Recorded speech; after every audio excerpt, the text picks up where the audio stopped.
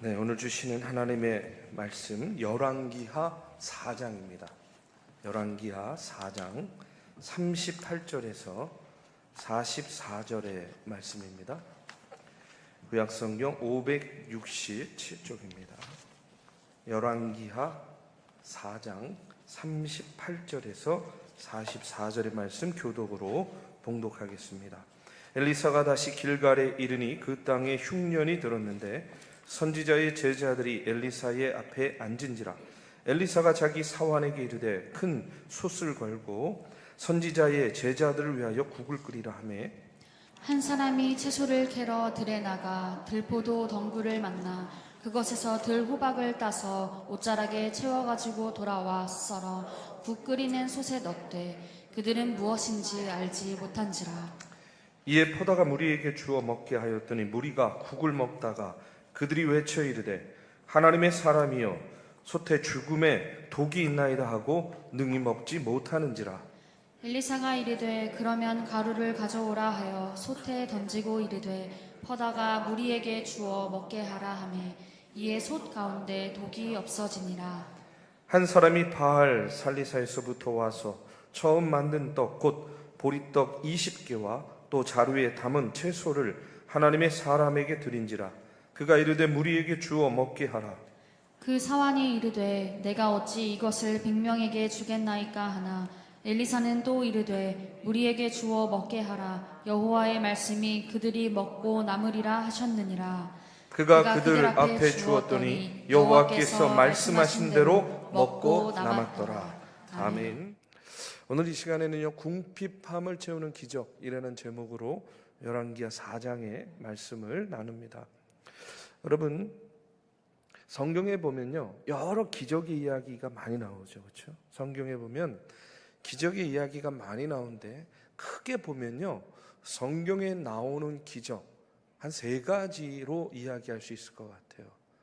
우리가 이제 주일마다 지금 출애굽기의 말씀을 나누지만 이 이스라엘 백성들이 애굽에서 출애굽해서 가나안 땅에 가는 그 여정 가운데에 하나님께서 매 순간순간마다 어떻게 해요? 놀라운 기적의 역사로 함께 해주시잖아요, 그렇죠? 그러니까 이스라엘 백성들이 출애굽의 여정, 그 가나안 땅으로 가는 여정 가운데에 나타났던 하나님의 놀라운 기적의 역사가 성경의 기적의 한 또 덩어리다, 이렇게 이야기할 수 있고요. 지금 우리가 열왕기서를 통해서 말씀을 나누는 엘리야 또 엘리사를 통해서 나타나는 기적의 이야기가요 또 수많은 기적의 이야기가 성경에 기록되어 있어요. 또 하나를 이야기하자면 이제 신약에 와가지고 예수님께서 공생의 사역을 하시면서 예수님께서도 수많은 기적과 이적을 베푸셨잖아요. 특별히 갈릴리에서 사역하시면서 수많은 기적을 나타내 보여주셨습니다. 성경에 그 외에도 수많은 기적들이 있는데 크게 보자면 이제 이렇게 말씀을 드릴 수 있을 것 같은데 이 기적들의 공통점이 있어요. 그 공통점을 뭐라고 이야기할 수 있냐면 이렇게 이야기할 수 있습니다. 사람들이요 이 땅에 살면서 불신앙에 빠진 거예요. 불신앙의 생활을 하는 겁니다. 뭐 특별히 우상에 빠지는 경우가 많겠죠. 그런 경우에 이제 하나님께서 그 불신앙에 빠진 우상에 빠진 당신의 백성들을 돌이키시기 위해서 하나님께서 극적인 방법으로 기적의 역사를 보여주시는 것을 보게 됩니다. 여러분, 만약에 우리가 편하게 믿으려면 평생 이런 기적 우리도 체험하지 못할 수 있어요.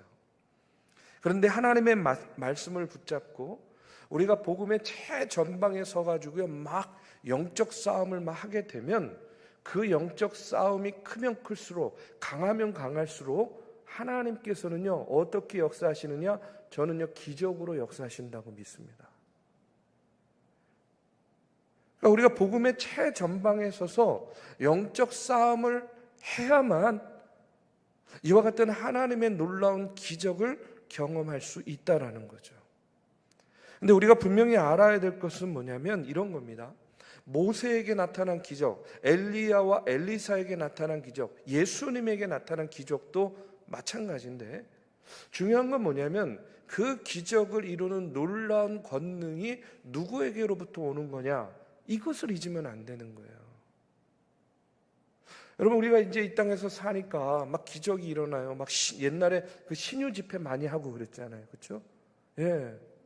막 어마어마하게 모였습니다. 하나님으로부터 병 고치는 은사를 받은 뭐 목사님이나 전도사님 뭐 집회하면요, 뭐 정말 엄청나게 모였고요. 그런 또 기도원 같은 경우도 엄청나게 사람들이 많았어요. 저도요, 거기에 있었던 아이 중에, 꼬마 중에 하나입니다. 예, 저희 어머니도 늘 그런 자리 참 많이 다니셨어요. 저를 붙잡고. 실제로 저도 병 고침을 한 2번 세게 경험했어요. 흔적도 있습니다, 저는. 네, 지금 근데 뭐 제 얘기를 할 수는 없고. 자, 여러분, 중요한 건 뭐냐면 그런 집회를 경험하고 그런 일들을 경험하면 우리도 모르게 누구를 보게 되고 누구에게 집중하게 되냐면 사람을 보게 되는 거예요. 그렇죠? 그 능력을 행하는 사람을 보게 되고 사람을 쫓아가게 되고 사람에게 충성하게 돼요. 근데 중요한 건 뭐냐면 그러면 잘못되는 경우가 많아요. 그렇지 않습니까? 그래서 우리가 기적의 역사를 통해서 반드시 먼저 기억해야 될 것은 뭐냐면 그 능력이 누구에게로부터 오는 것이냐? 바로 하나님께로부터 오는 거라는 거예요. 모세의 능력도 아니고 엘리야와 엘리사의 능력도 아닙니다. 그들은 단지 하나님의 그 기적의 능력을 펼치는 뭐에 불과한 거예요?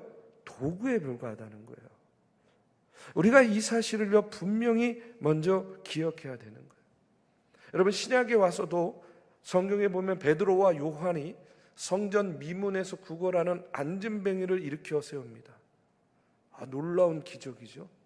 그것을 보고 많은 사람들이 몰려 들어왔어요. 그러니까 베드로가 그 사람들에게 뭐라고 이야기하냐면 사도행전 3장 12절의 말씀에 보면 이렇게 이야기해요. 베드로가 이것을 보고 백성들에게 말하되 이스라엘 사람들아, 이 일을 왜 놀랍게 여기느냐? 우리 개인의 권능과 경건으로 이 사람을 걷게 한 것처럼 왜 우리를 주목하느냐? 그리고 16절에 보면요 이렇게 이야기해요. 예수로 말미암아 난 믿음이 너희 모든 사람 앞에서 이같이 완전하게 낫게 하였느니라. 아멘. 내가 고친 것이 아니라는 거예요. 내가 이렇게 세운 것이 아니라는 거예요. 그러니까 너희들이 나를 주목하지 말라는 거예요. 너희들이 이와 같은 기적을 경험할 수 있었던 것은 너희들 안에 있는 그 믿음을 보시고 하나님께서 너희들에게 기적을 베풀어서 일으켜 세우셨다는 겁니다. 여러분, 우리가 기적의 이야기를 통해서 다시 한번 분명히 깨달아야 될 것은 뭐냐면 기적과 권능은 누구에게로부터? 하나님께로부터 오는 것이고 인간은 그것을 이루는 그 도구에 불과하다 하는 그런 사실입니다.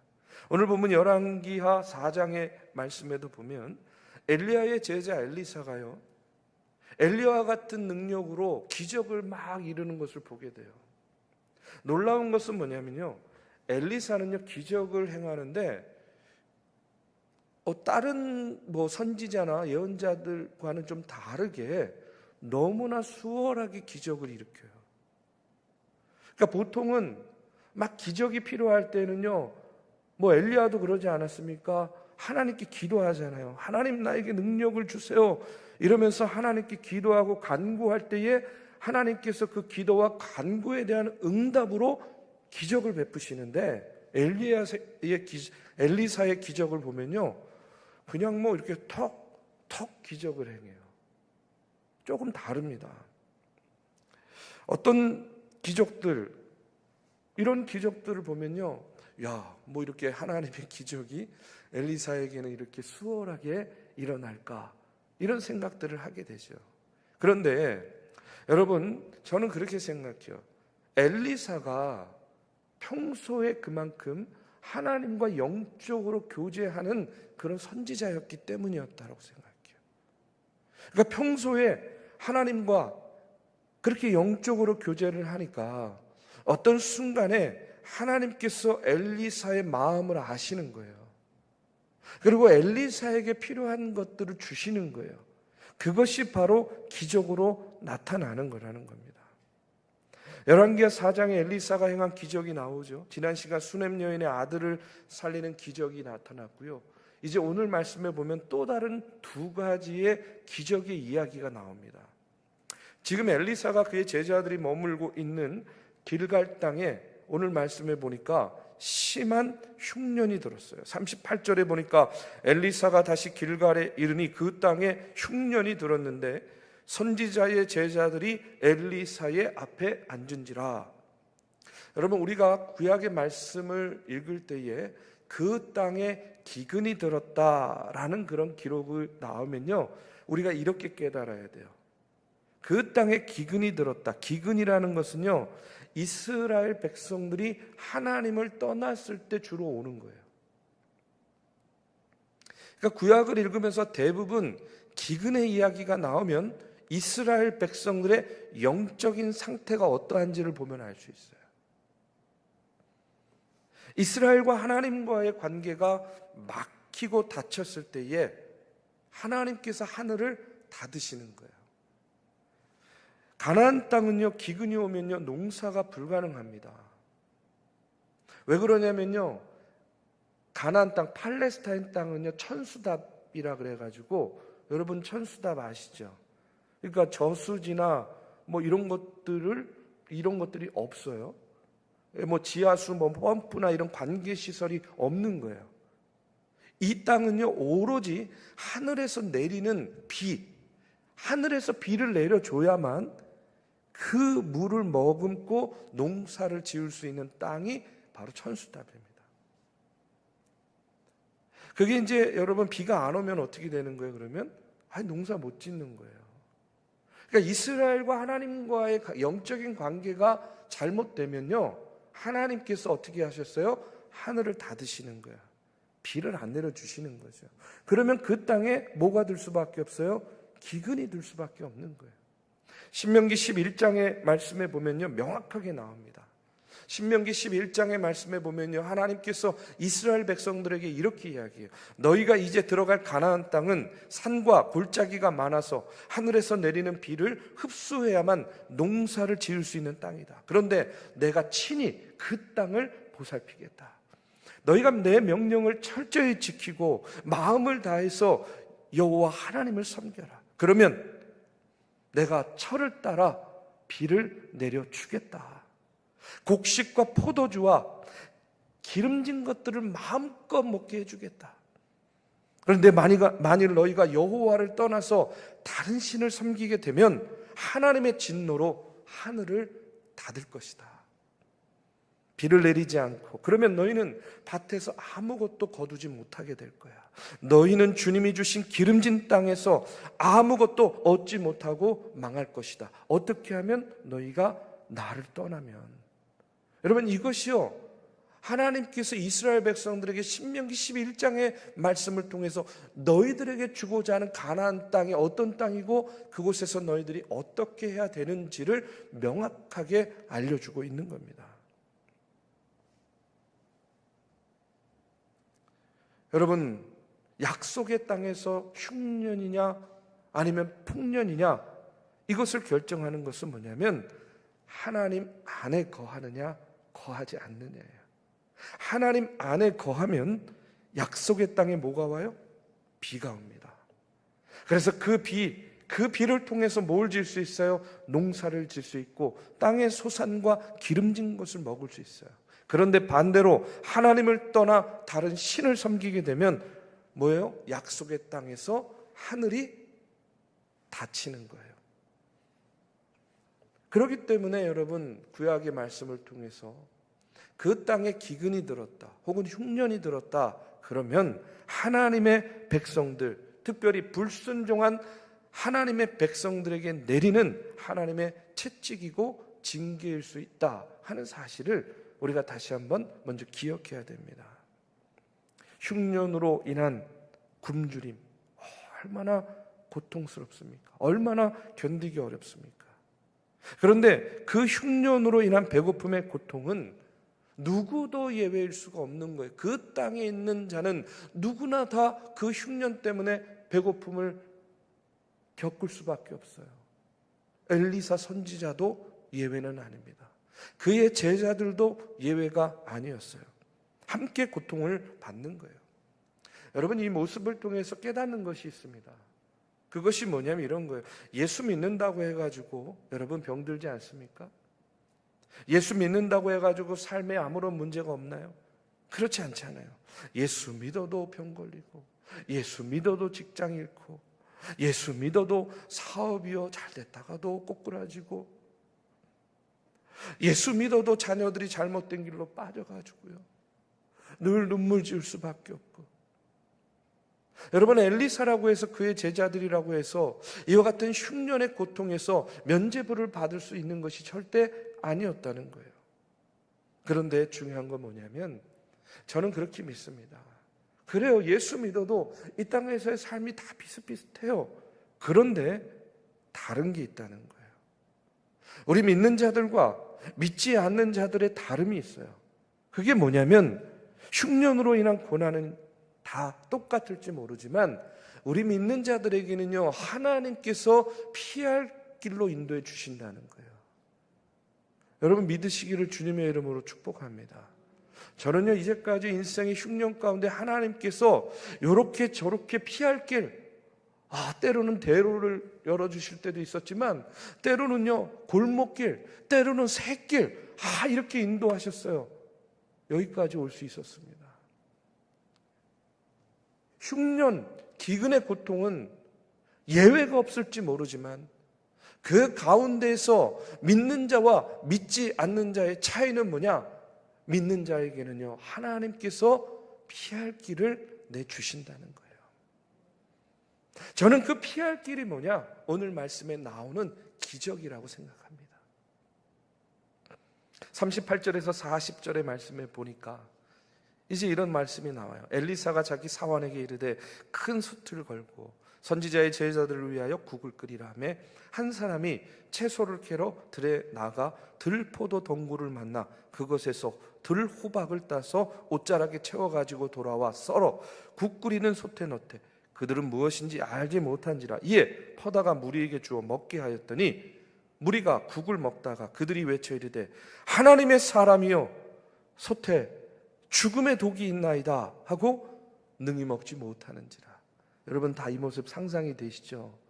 너무 배가 고팠어요. 엘리사의 제자들이 어렵사리 뭘 구했어요? 채소, 들호박이라고 나오잖아요. 그걸 가져다가요 이렇게 썰어가지고요 뭐 된장국 비슷하게 국을 끓였든지 아니면 호박죽을 끓였든지 이렇게 끓였을 거예요. 얼마나 배가 고파요. 얼마나 기대가 됐을까요? 그런데 국물을 먹었는데 그 국에 뭐가 들어있어요? 독이 들어있는 것을 알게 돼요. 그것을 발견하게 됩니다. 차라리 입에 대지 않았으면 그냥 굶고 있었을 텐데 입에 대고 다시 배고픔을 느끼는 거, 여러분 이것이 얼마나 큰 고통일까요? 그런데 결국은요 그 죽을 다 버리고 그 국을 다 버리고 다시 모두 굶어야 되는 그런 상황에 빠지게 된 거예요. 이때 엘리사가요 뭐 동의보감을 쓴 허준과 같은 사람, 허준이 아닌 이상 뭐 그거 어떻게 하겠습니까? 독을 먹은 사람을 고쳐줄 수는 있겠지만 그러나 배고픔을 채워줄 수는 없잖아요. 지금 그런 상황에 처한 거예요. 그런데 놀라운 건 뭐냐면 그와 같은 상황 속에서 반전이 일어나요. 하나님의 기적의 역사가 일어납니다. 그게 뭐냐면 엘리사가요 전에 여리고의 샘에서 소금을 뿌려가지고 물을 마시게 한 것이 생각난 것 같아요. 오늘 41절의 말씀에 보니까 엘리사가 이르되 그러면 가루를 가져오라 하여 솥에 던지고 이르되 퍼다가 무리에게 주어 먹게 하라매 이에 솥 가운데 독이 없어지니라. 무슨 가루인지는 잘 모르겠어요. 제가 아무리 주석을 찾아보고 뭘 찾아봐도 이 가루가 뭔지 거기에 대한 설명은 없어요. 그런데 중요한 건 뭐냐면 솥에 가루를 뿌렸는데 기적이 일어났어요. 뭐가 제거된 겁니까? 독이 제거됐어요. 그러니까 제자들은 그 해독된 국을 서로 나눠 먹는 그 기적의 역사를 통해서 줄인 배를 채우게 된 것이죠. 저는 오늘 말씀을 통해서 깨닫게 되는 것은 뭐냐면 저와 여러분의 삶 속에도 기근이 올 수 있죠. 영적 기근도 있고 진짜 물질적인 실제적인 그런 배고픔, 기근이 올 수도 있습니다. 그러나 하나님은 결코 당신의 자녀들을 굶어 죽게 내버려 두지 않는다라는 사실이에요. 저는요, 저의 믿음 가운데 어떤 믿음이 있냐면 하나님이 태초에 천지를 창조하시고 인간을 만드셨을 때에 하나님은 이 세계 가운데 인간이 살아갈 때에 아무리 무인도에 갖다 놔도 먹고 살 수 있도록 환경을 만드시고 인간을 그렇게 만드셨다라고 믿습니다. 그러니까 나만 포기하지 않으면, 나만 절망하지 않고, 나만 낙심하지 않으면 하나님은 애초에 인간을요, 이 땅에서 어느 곳에서든지 어떤 상황과 환경 속에서든지 살 수 있게끔 우리 인간을, 나를 만드셨다고 저는 믿어요. 여러분, 오늘 말씀을 통해서도 하나님은요, 우리가 배고픔과 굶주림, 영적인 기근, 영적인 갈급함 이런 것에서 헤맬 수는 있겠지만 하나님은요 결코 당신의 자녀들을 죽게 내버려 두지 않는다는 거예요. 전 믿습니다. 살 수 있는 길들을 하나님께서 예배해 놓으시고 그 길로 인도해 주신다는 거예요. 우리 사랑하는 믿음의 성도 여러분, 내 삶이 지금 이 기근과 흉년의 때와 같이 영적인 배고픔 또 갈급함 이런 것들에 빠져서 마치 온 몸에 독이 퍼져 있는 것과 같은 그런 절망적인 상황에 놓여 있는 분들도 계시리라고 생각이 돼요. 그런데 여러분 믿으시기 바랍니다. 하나님은 당신의 자녀를 그냥 내버려 두지 않으시는 분이세요.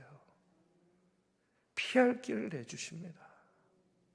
절망의 상황 가운데서 기적이라도 일으키셔서 그것을요 돌이키시는 하나님, 살 길로 인도해 주시는 하나님, 그 하나님의 그 기적의 역사가 오늘 저와 여러분의 삶 가운데 가득 임하시기를 이 시간 주님의 이름으로 축원합니다. 이어지는 42절에 보면 또 하나의 기적이 나타나요. 한 사람이 바알 살리사에서부터 와서 처음 만든 떡 곧 보리떡 20개와 또 자루에 담은 채소를 하나님의 사람에게 드린지라. 그가 이르되 무리에게 주어 먹게 하라. 이렇게 이야기해요. 계속된 기근으로 이제 계속 굶주림과 고통에 힘겨워하는데 어느 한 사람이 자신의 귀한 양식을 엘리사 선지자에게 바칩니다. 그 양식이 뭐였냐면 보리떡 20개하고 자루에 담은 채소였어요. 그러니까 엘리사가 상한 게하시에게 100명의 무리들에게 이것을 나누어 먹게 하라 이렇게 지시를 내려요. 근데 게하시는요 이런 거죠. 엘리사 선지자요, 이 정도 가지고는요 택도 없습니다. 그러니까 엘리사가 이렇게 이야기해요. 43절에 보니까 엘리사가 또 이르되 무리에게 주어 먹게 하라. 여호와의 말씀이 그들이 먹고 남으리라 하셨느니라. 그가 그들 앞에 주었더니 여호와께서 말씀하신 대로 먹고 남았더라. 엘리사가요 하나님께서 이것으로 100명의 무리를 먹이고도 남을 것이라고 말씀하셨으니까 너희가 시키는 대로 순종하면 기적이 일어날 것이다 라고 말해요. 그런데 어떤 역사가 일어납니까? 정말 나누어 주었더니 100명이 먹고도 남는 기적이 일어났어요. 자, 여러분, 이 이야기를 들으면서 자연스럽게 어떤 이야기가 떠오르지 않습니까? 어디서 많이 들어본 그런 이야기죠. 예, 그렇죠. 우리 신약에 와가지고 예수님께서 행하셨던 오병이어의 기적이 생각나요. 보리떡 5개, 물고기 2마리로 장정만 5,000명을 먹이고 12광주리를 남기셨던 그 오병이어의 기적과 매우 닮아 있습니다. 저는요, 오병이어의 기적도 그렇고, 이거는 뭐라 그래야 되죠? 예? 보리떡 20개니까, 예, 한번 여러분이 한번 이름을 지어보세요. 그 다음에 자루에 담은 채소니까. 자, 이런 기적을 통해서 다시 한번 깨닫게 되는 것이 있어요. 이와 같은 기적의 그 밑바닥에는요, 항상 뭐가 있냐면 순종이 있다는 거예요. 그렇죠. 지금도 보리떡 20개하고 자루에 담은 채소 정도로는 100명이 먹을 수 없는 양이죠. 누가 봐도. 그런데 하나님께서 그렇게 하라고 하셨으니까 순종해라. 그리고 중요한 건 뭐예요? 순종하니까 뭐가 나타나는 거예요? 기적이 일어나는 거예요. 오병이어의 기적은 더합니다. 보리떡 5개하고 물고기 2마리를 가지고 어마어마한 숫자잖아요. 100명 정도가 아니에요. 그런데도 중요한 건 뭐냐면 나눠줘라 했을 때 그 말씀에 순종하니까 뭐가 일어나요? 기적이 일어나는 거예요. 이와 같은 말씀을 통해서 깨닫게 되는 게 있어요. 여러분, 오늘 우리도요, 우리의 삶 가운데에 기적을 원하지 않습니까? 그렇죠? 좀 그냥 뭐 이렇게 인생 역전 한방 꼭 그런 게 아니더라도 뭔가 내 삶에 소소한 기적들이 있어서 좀 이렇게 편안하게, 흔쾌하게, 갑갑함, 답답함, 두려움, 염려, 좀 이런 거 없이 좀 이렇게 힘차게 좀 이렇게 걸어갔으면 좋겠다. 소소한 기적, 큰 기적, 이런 기적들을 원해요. 저도 그래요. 저도 마찬가지입니다. 그런데 오늘 말씀을 통해서, 그리고 오늘 말씀이 연상시키는 오병이어의 기적을 통해서 다시 한번 깨닫게 되는 것이 있어요. 우리는요, 기적을 바라지만 그 기적을 바라는 마음을 통해서 우리가 먼저 뭘 배워야 되냐면 순종을 배워야 된다는 거예요. 항상 주님의 놀라운 기적의 그 밑바탕에는 뭐가 있냐면 순종이 있었다는 거예요. 여러분, 그렇기 때문에 오늘을 사는 우리는 하나님의 말씀을 믿고 끝까지 믿고 순종하는 자에게 하나님의 기적이 일어난다 하는 사실을 오늘 말씀을 통해서 우리가 다시 한번 깨달아야 될 줄로 믿습니다. 능력의 하나님, 기적의 하나님을 체험케 해주세요. 여러분, 간절히 이 시간 기도하시기 바랍니다.